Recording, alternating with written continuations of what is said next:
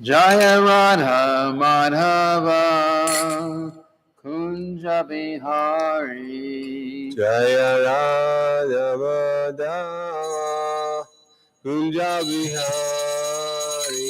Jaya Radha Madhava Kunja Bihari. Jaya Radha Madhava Kunja Bihari.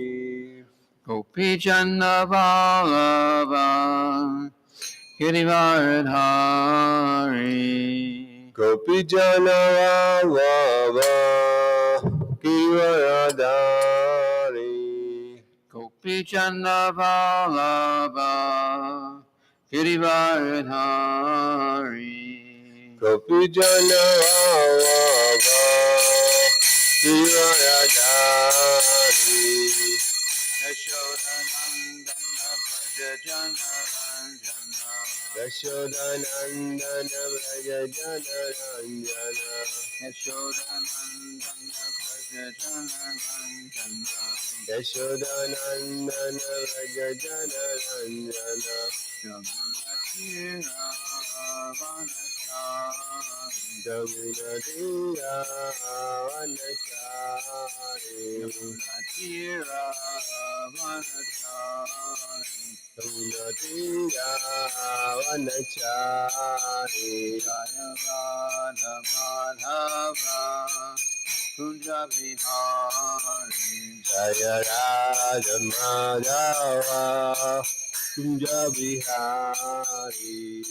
Gopi Jana Vallabha Girivaradhari. Jaya Gopi Jana Vallabha Girivaradhari.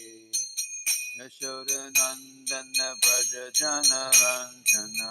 Yashodanandana Vraja Jana Ranjana. Jamuna Tira Vanachari. Jamuna Tira Vanachari. Hare Krishna, Hare Krishna, Krishna Krishna, Hare Hare, Hare Rama, Hare Rama, Rama Rama, Hare Hare. Hare Krishna, Hare Krishna, Krishna Krishna, Hare Hare, Hare Rama, Hare Rama, Rama Rama, Hare Hare. Hare Krishna, Hare Krishna, Krishna Krishna, Hare Hare, Hare Rama, Hare Rama, Rama Rama, Hare Hare. Hare Krishna, Hare Krishna, Krishna Krishna, Hare Hare, Hare Rama, Hare Rama, Rama Rama, Hare Hare. Srila Prabhupada ki jai. Jai.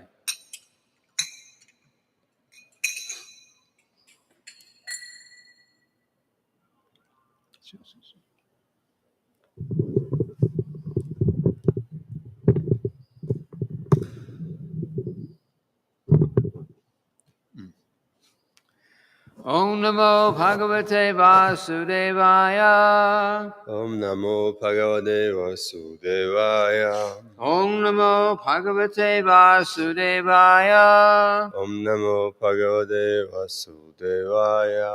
Om Namo Bhagavate Vasudevaya. Om Namo Bhagavate Vasudevaya.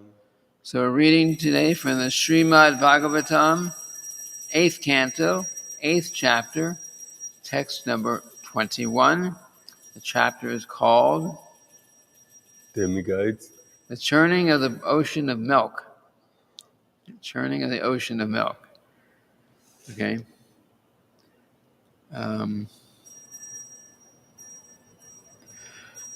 Dharma kvachit tatra na bhuta sohridam. Dharma kvachit tatra na bhuta saurdam.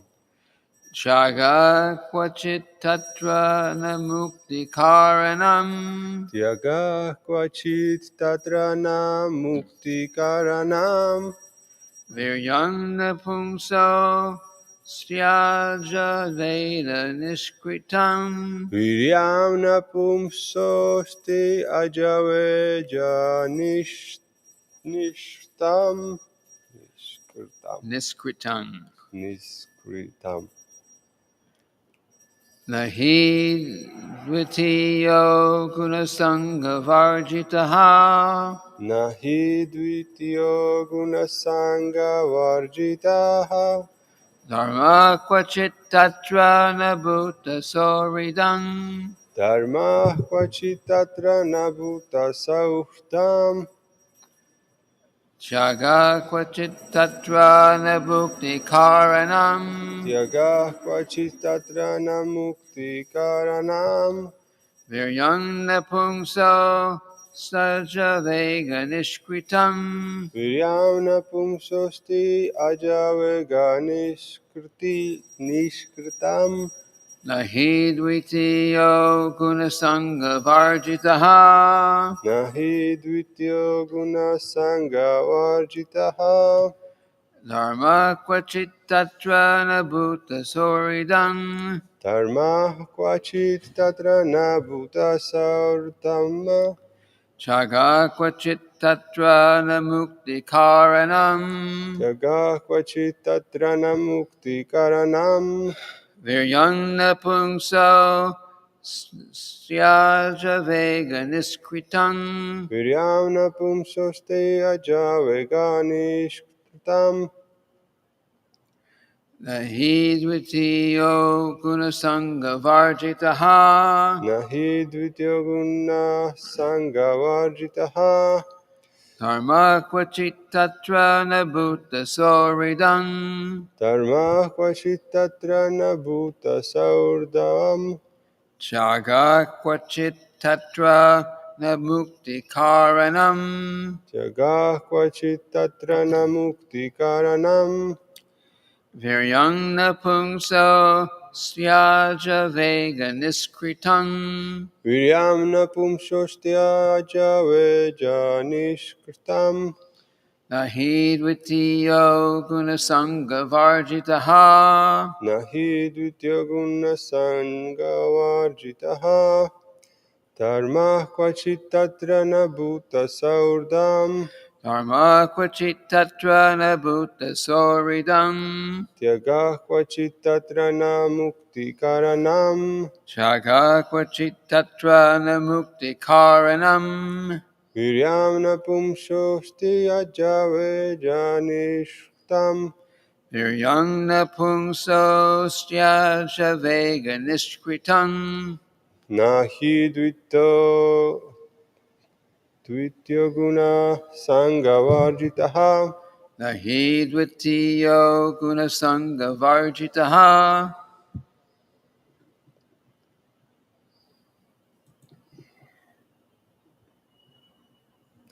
Word for word synonyms.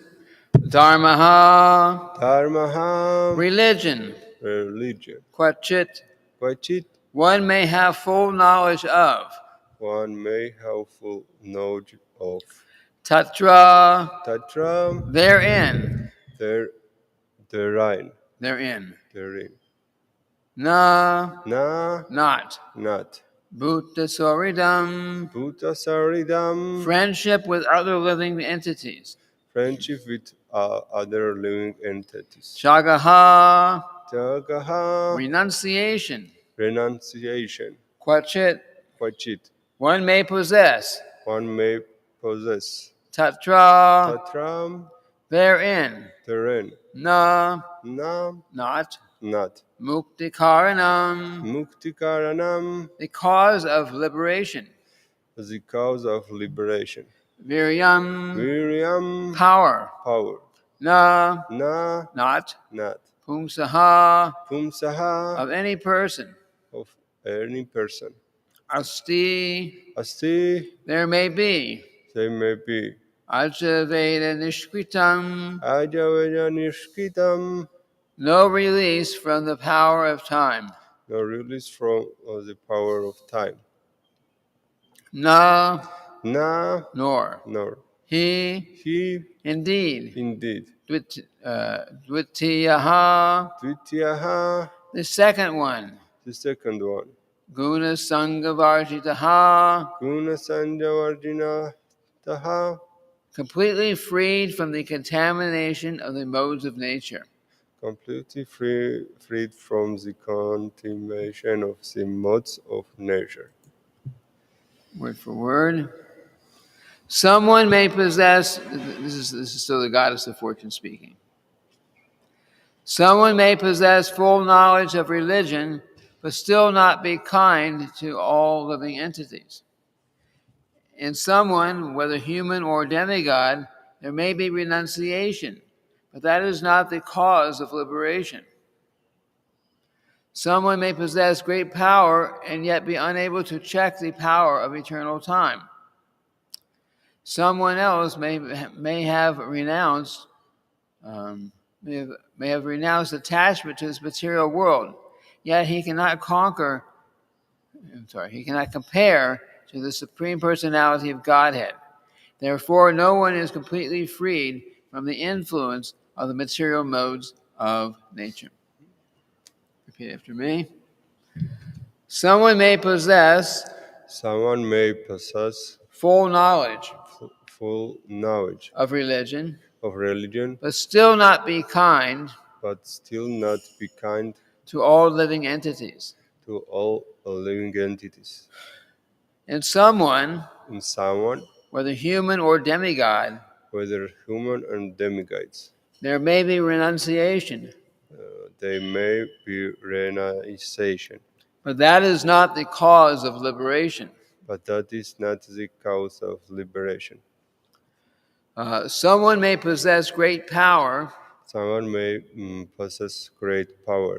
and yet be unable to check the power of eternal time. Unable to check the power of time. Someone else may have renounced attachment.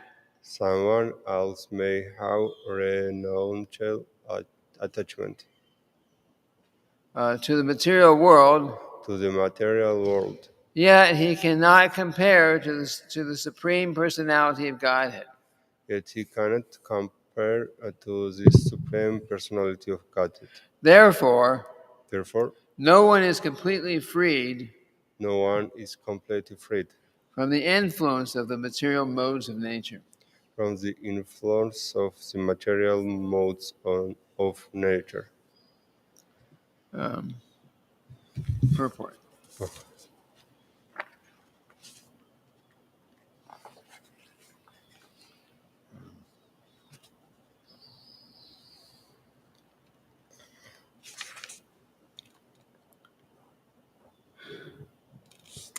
Purport by Srila Prabhupada.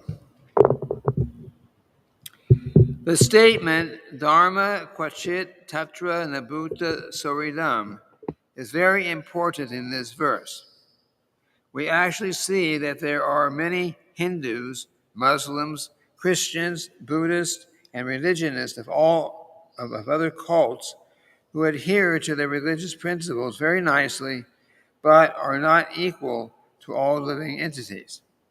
Indeed, although they profess to be very religious, they kill poor animals. Such religion has no meaning. Srimad-bhagavatam, 1st Canto, 2nd chapter, 8th verse, says,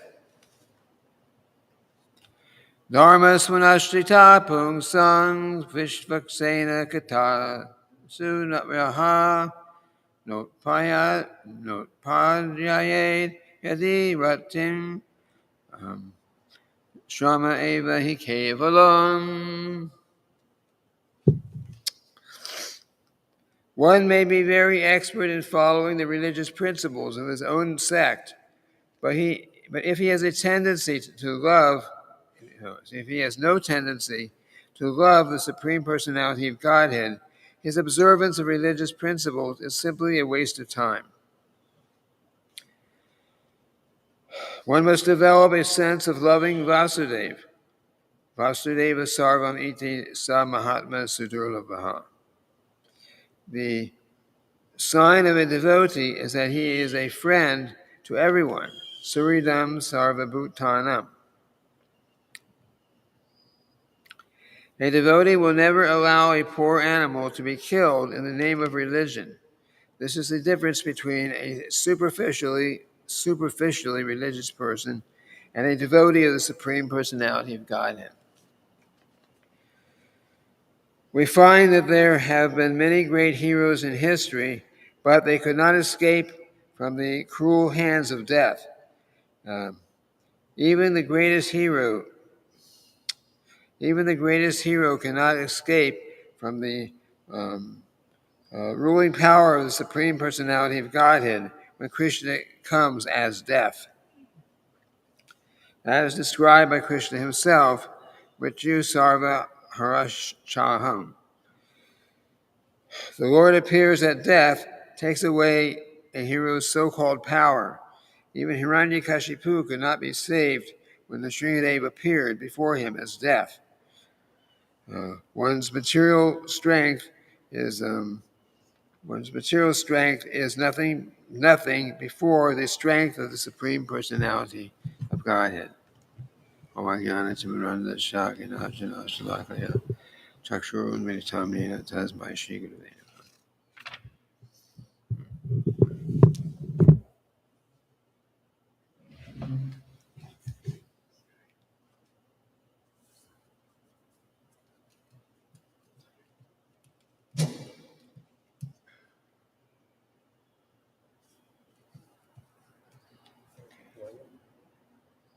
That would help too.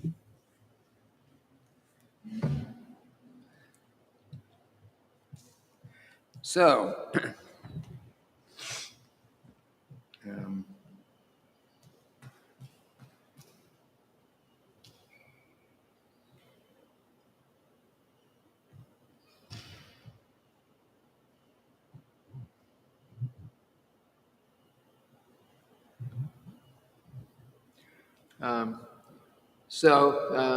this is still the goddess of fortune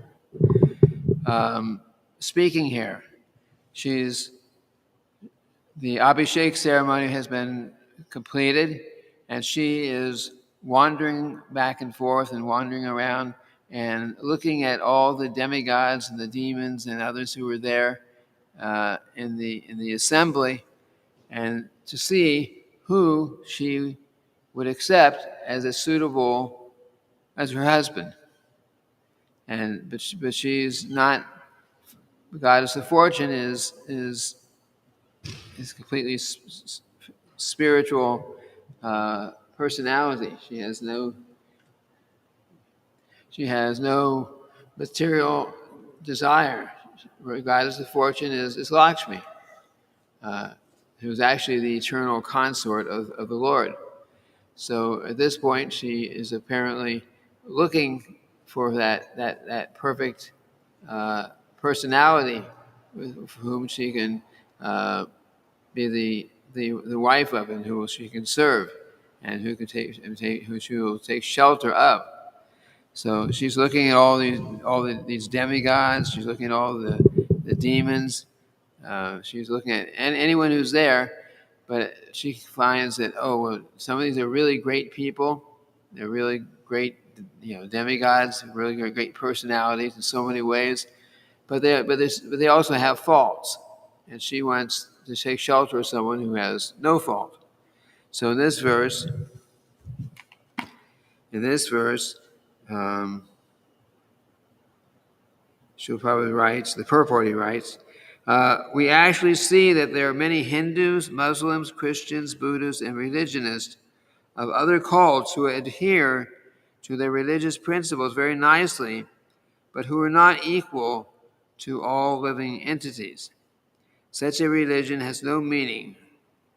Srimad-bhagavatam 1.2.8 says, Dharma svanashrita pumsang vishvaksena kata su saha yaha not padayed yati vating shama eva hi kevalam.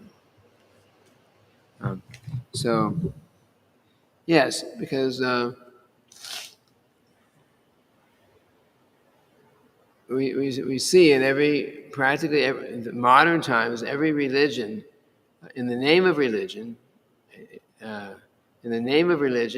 people are not being kind to the animals. They may say, "Okay, I'm trying to be nice to people," but then they're slaughtering the animals. Even in Vedic culture, the Brahmanas, for the sake of certain kind of attempt to elevate themselves to heavenly planets and improve their material situation. These are not devotees, but Brahmanas. In that attempt to elevate themselves, they perform certain sacrifices which involve the killing of the animals. Now, you might think, okay, why if demi or Brahmanas, mode of goodness people, why would they kill animals? I mean, that actually doesn't even make sense. You think mode of goodness, but they actually did. And you would think if animal slaughter is so bad, how are the higher class people in society doing these things, right? But the answer is that they are in the name of following religious principles, and these things are mentioned in the Vedas. So, in the name of following religious principles, these personalities are uh, are are sacrificing. Sometimes they're sacrificing animals. So what happens is if they do the service very nicely, then the animal gets the benefit of that soul gets the benefit of becoming much more elevated. Usually the animals, the soul that's in an animal body goes up one step at a time through the species. There are 8,400,000 species of life, and 8 million of them are plants and animals. So that the soul is gradually being elevated, very very slowly being elevated, and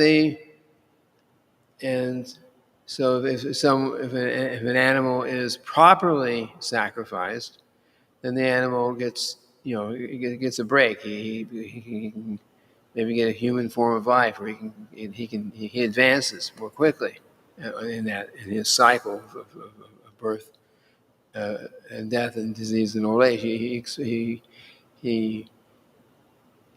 advances more quickly. And the Brahmana who is performing this, if he does it right, can elevate himself to the heavenly planets. But if he does it wrong, then and the animal does not get elevated, then he will suffer and take birth after birth for all the animals that he's killed. There's a story, a history in the Srimad-bhagavatam about there's a king. The king's name was Prachini Barhi. So this king, he had some sons. He had 10 sons who had already previously gone off and spent thousands of years engaged in severe austerities and meditation, and they were actually becoming Krishna conscious. So while they were away, then he's being king, but he was also trying to figure how he can elevate himself to a better material situation in the next lifetime or in future lifetimes. And in the course of doing that, he was he was sacrificing animals, which involved actually killing the animals. But he was apparently doing something wrong because the great sage Narada Muni came by, showing him special mercy because the king's sons had already become Krishna conscious. And he came by and he talked to the king, and he showed him that all these animals that you're killing, they're going to you're not doing the sacrifice properly, and they're going to come back and they're going to harm you. You killing them, now they're going to come back in the future and harm you in the same way. And so Narada Muni convinced him by telling a very long and elaborate story. We call it the Puranjana story. He told this very long story to help to set him on the right path. So Srila Prabhupada is mentioning here in this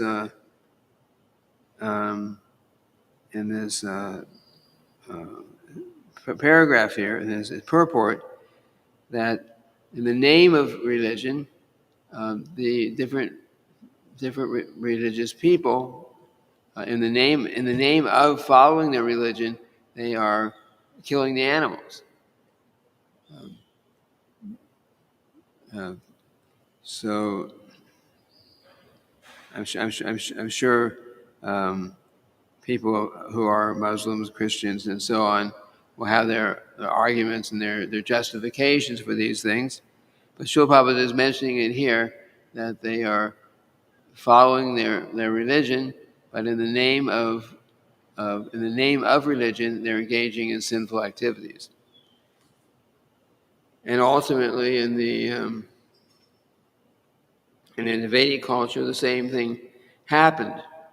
People were given the opportunity, if you're too addicted to eating meat, to just give it up. Okay, you do it, but you perform this sacrifice on a certain day and under certain circumstances, and then you kill the animal yourself, and in that way you eat meat, and at the same time you are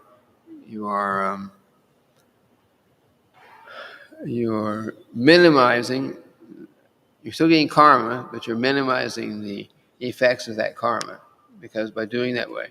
But this practice got completely out of hand at some time in the history, and people forgot that the real purpose of it was to try to discourage them, frustrate them from wanting to eat meat. Same thing in every religion. This was called in Judaism. They have the kosher laws like that, and there's similar things in each of the paths. And if you are, but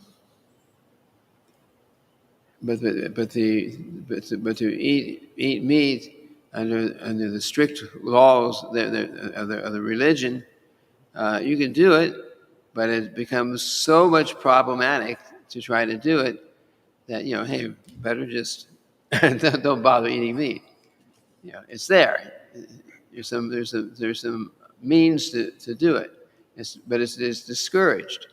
It's discouraged. So you're said, okay, you can eat meat, but here's so many conditions that you have to meet in order to do that.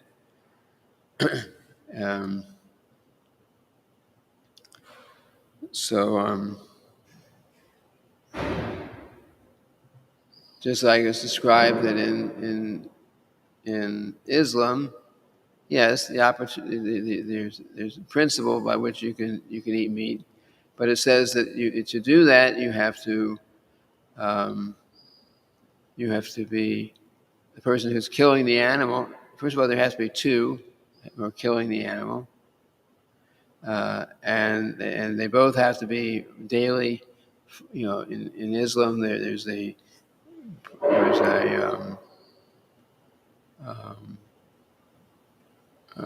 the practice is you go to the temple or the mosque, I think it's called, and you go there, and 5 times a day you stop everything you're doing, you go to the temple or the mosque, and you pray. So one of the conditions for being allowed to eat meat and kill this animal is that you and whoever is assisting you have to be every day regularly going to the temple, which means you have to be near a temple. And then I keep saying temple, but it's actually a mosque in Islam. So you have to be there, and then there's some restrictions on the kind of knife that you'd use for cutting the animal's throat. And there are many conditions. I don't remember all the conditions, but many conditions. And otherwise it becomes, if you don't follow all those conditions, then basically you can't eat the meat. But people are not so much following these things. It's not being done these days. But in the name of religion, in the name of following religious principles, people eat meat. So, but if one actually wants to become Krishna conscious, then he should follow the higher religious principles, and the higher religious principles means devotional service to the Lord. Don't be trying to follow the material religious principles so that you can increase your material enjoyment. Our religious principles, the highest religious principles, are Dharma Svanashchita Pungsam Vishvakseni Katasu. Means the highest religious principle is to engage in the Lord's devotional service. Engage in the Lord's devotional service. That's the highest religious principle. The real goal of religion, the highest religion, is simply devotional service. Any other thing that you do that in the name of following different injunctions in your scripture, if it's not leading one directly to devotional service to the Lord, then it's basically of no use to you.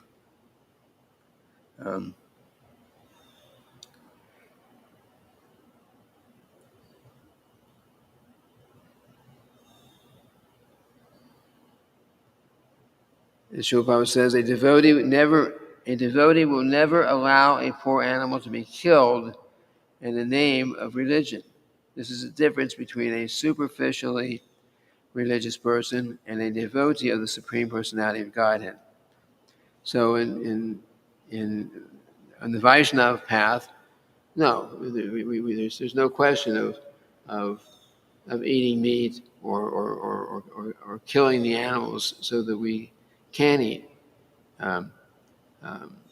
Our interest is simply the devotional service of the Lord. That's our that's our path. That's our goal. The other religious principles that give you the opportunity to do these things you want to do in the name of religion, they are those are not of little value, and they are recommended here to be given up.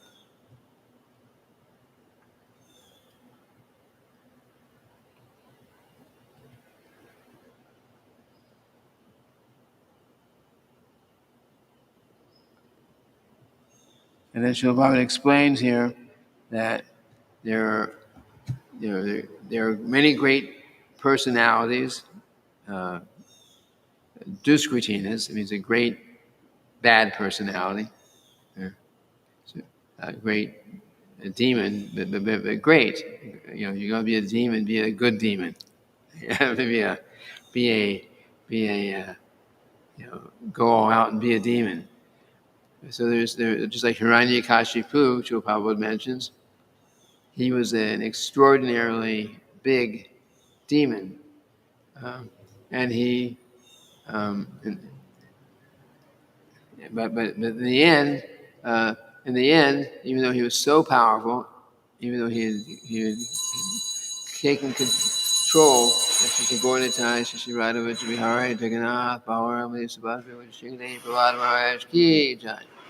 even though he took control of the whole universe at one point, he was so powerful, Hiranyakashipu, and also Ravana and other big demons.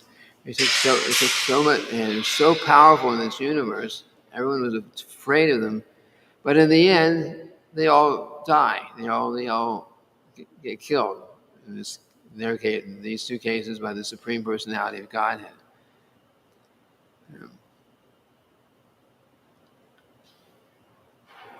So no amount of material strength can cause one. No amount of material strength can cause or free one from the having to be killed in the end. It doesn't matter how strong we are, no matter how intelligent we are, it doesn't matter what kind of material benefit, material greatness we have. In the end, we all die. So since we're going to die anyway, in due course of time, we should dedicate our short human form of life totally in the devotional service of the Lord. People don't like to talk about death. The question of death comes up in classes a lot. Generally, people say, "Oh, don't talk about these things. I don't want to hear about that kind of thing." But the fact is that we do need to talk about it. We do need to recognize time will come, and not just so we can worry about it, but so that we can do something about it. We can't keep ourselves from dying, but we can keep ourselves from taking another birth by becoming Krishna conscious. Once Srila Prabhupada was, I'm not sure where exactly he was, but he was, devotees that had, as an entertainment for Srila Prabhupada, they had a magician, an illusionist, a magician doing so many things. And Srila Prabhupada was watching him and not really showing any particular interest. And then in the end, he spoke to the magician. He says, "Oh, you're very good. You're making so many things disappear. Can you make death disappear? Can you make death disappear so nobody dies?" "Oh, no, I cannot do that." But Srila Prabhupada says, "But I can. I can make death disappear. I'll teach you the process. By this process, then we will not have to take birth again. So there's no more death." By taking up devotional service, and we say, "Oh, but the devotees are also die." Yeah. Yes, but death, when the result of dying, when you go back to the spiritual world, it's not exactly death in that way. Yes, we give up the material body, so it's death, but it's not exactly, because Krishna says in Bhagavad Gita, for one who is born, death is certain, and for one who dies, birth is certain. So if it's actually death in the normal sense, then you die, then you have to take another material birth, higher, lower species, heavenly planets. We don't know where and how, but we'd have to take another birth. So when a devotee, someone who's dedicated his whole life to devotional service, dies, gives up this material body, such a devotee does not take another birth in this material world. So that way, yes, you become free from death. And of course, then after that, then there's no more birth in the material world. So there's no more birth, and then there's no more death.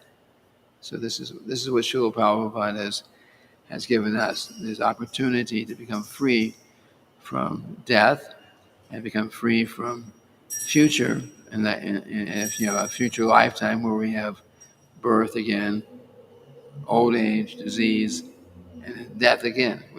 He gave us the means to become free from that cycle. And no material scientist, no philosopher, no one can give that to us by any material means. Sometimes scientists will claim or indicate that we can conquer death, or very soon we will conquer death, and there will be no more disease, there will be no more old age. But right now, the only thing they can do is create products that you can put on your skin to make the wrinkles go away if you do it every day. but they can't actually stop death.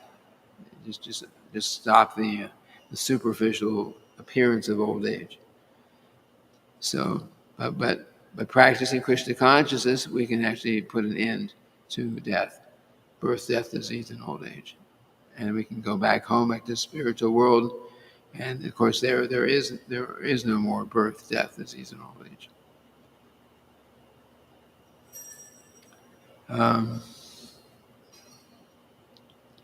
Questions? Please check here to see if anyone made a comment.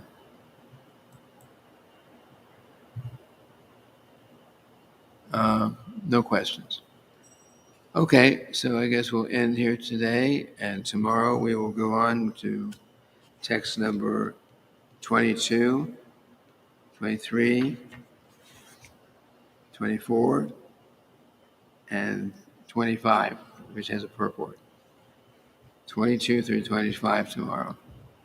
Srila Prabhupada